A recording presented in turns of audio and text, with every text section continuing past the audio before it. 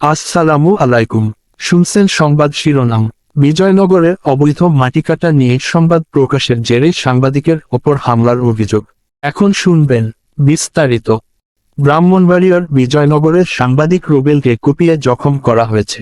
ব্রাহ্মণবাড়িয়ায় সন্ত্রাসী হামলায় দৈনিক দেশ রূপান্তর ও বিডি নিউজ 24.com এর ব্রাহ্মণবাড়িয়া জেলার সংবাদদাতা মোহাম্মদ মঈনুদ্দিন রুবেল আহত হয়েছেন। শুক্রবার রাতে বিজয়নগর উপজেলা পরিষদের সামনে এ হামলার ঘটনা ঘটে। আহত রুবেল জেলার সদর হাসপাতালে চিকিৎসাধীন রয়েছেন। আহত রুবেল জানান, উপজেলা যুবদলের সদস্য সচিব থেকে বহিষ্কৃত নেতা মুখলেসুর রহমান ওরফে লিটন মুন্সি এবং উপজেলা স্বেচ্ছাসেবক লীগের যুগ্ম সম্পাদক কায়ুম মিয়া উপজেলার বিভিন্ন স্থানে মাটি কাটার মহোৎসব চালিয়ে যাচ্ছেন। এ নিয়ে সংবাদ প্রকাশ করায় তারা ক্ষিপ্ত হয়ে ওঠেন। শুক্রবার রাতে তাদের নেতৃত্বে 30 থেকে 40 জন হামলা চালায়। হামলার সময় তার মাথায় ধারালো অস্ত্র দিয়ে কোপ দিলে তিনি গুরুতর আহত হন।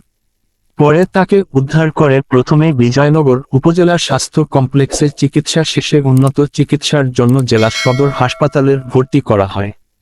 বিজয়নগর থানার অফিসার ইনচার্জ মোহাম্মদ শহীদুল ইসলাম জানান, খবর পেয়ে ঘটনাস্থলে পুলিশ পাঠানো হয়েছে। এ ঘটনায় এখনো কোনো লিখিত অভিযোগ আসেনি।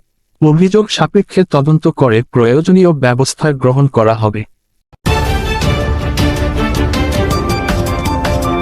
ব্রাহ্মণবাড়িয়া 24.news